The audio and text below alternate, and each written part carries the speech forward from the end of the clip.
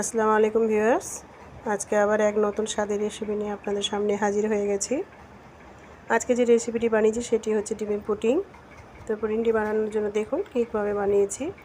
সর্বপ্রথম একটি প্যানে আমি 3 চামচ, বড় চামচে 3 চামচ আমি চিনি নিয়েছি ক্যারামেল বানানোর জন্য। প্যানে নিয়ে ওটা নাড়তে থাকবো, কন্টিনিউ নাড়তে থাকবো যতক্ষণ চিনিগুলো একসময় গলে যাবে। গলতে গলতে চিনিটা গলে কালার চেঞ্জ হয়ে আসবে।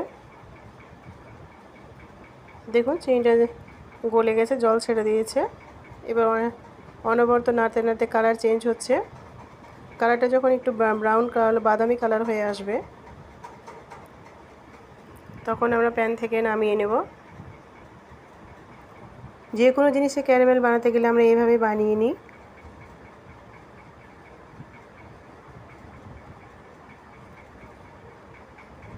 দেখুন কালারটা আপনারা বানিয়ে নিয়ে নামিয়ে নিলাম। যে প্যানটাতে আমি পুডিং করব সেই বাসনটাতে, বাটিটাতে আমি ঢেলে নিলাম।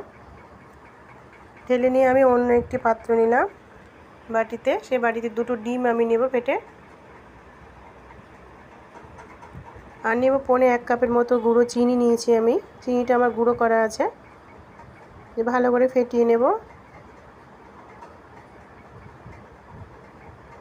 ভালো করে ফেটিয়ে নেওয়ার পর তার সাথে আমি 1 কাপ, বড় কাপের 1 কাপ দুধ অ্যাড করে দিচ্ছি। দুধটা আমার আগে থেকে জাল করে দেওয়া আছে,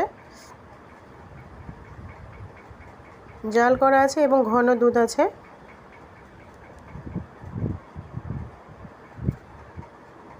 দিয়ে দিচ্ছি আমি দুধ, দিয়ে আবার একটু ভালো করে ফেটিয়ে নেব। আমি এরপরে দিয়ে দেবো ভ্যানিলা এসেন্স 1 ঢাকনা। আপনারা চাইলে এখানে এলাচ গুঁড়োও ইউজ করতে পারেন, আমি এলাচ গুঁড়ো ব্যবহার করিনি, এখানে ভ্যানিলা এসেন্স দিয়েছি।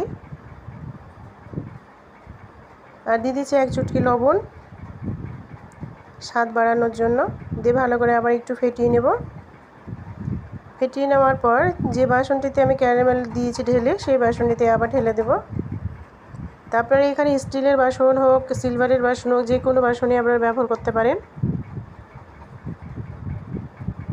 আমার কাছে স্টিলের টিফিন বক্স ছিল, আমি তাতেই দিয়ে দিয়েছি। দিয়ে আমি মিশ্রণগুলোকে একটা ছাঁকনা দিয়ে ছেঁকে নিয়েছি। ছেঁকে নিলে কি হয়, ক্যারামেলটা অনেক সফট হয় আর কোনো কিছু গোটা থাকে না। এবার আমি জল বসিয়ে নিয়েছি একটা কড়াইয়ে, দিয়ে টিস্যু দিয়ে দিয়েছি। টিস্যুটা দেওয়ার পর টিফিন বক্সটা দিয়ে ঢাকনা দিয়ে দিয়েছি। মোটামুটি 15 মিনিটের মতো রেখেছিলাম। ফোটানো হয়ে গেছে। তারপর আমি গ্যাস বন্ধ করে নামিয়ে নিচ্ছি। নামিয়ে নেওয়ার পর 1 ঘন্টা আমি আবার টিফিন বাটিতে রেখেছি ঠান্ডা হওয়া পর্যন্ত। ঠান্ডা হয়ে যাওয়ার পর তখন টিফিন বাটির 4 সাইডটা কেটে নিয়ে আমি একটা প্লেটে ঢেলে নিয়েছি। দেখুন ক্যারামেলটার কালারের জন্য কত সুন্দর লাগছে পুডিংটা দেখতে। আমি নিজেই বিশ্বাস করতে পারছি না যে এত সুন্দর রান্না হবে, বাট দারুণ একটা রান্না হয়েছে। রেসিপিটা খেতে এত মজাদার, আপনারা অবশ্যই বাড়িতে বানিয়ে খাবেন। কোনো ঝামেলা নেই আর এত সহজ, মানে কি বলবো, ডিম আর দুধ থাকলেই হয়ে গেল। খুব সহজে বানানো যায় আর খুব টেস্টি সুস্বাদু খাবার। বাচ্চারা তো খুব পছন্দ করবে। আপনারা অবশ্যই বাড়িতে বানাবেন আর খাবেন।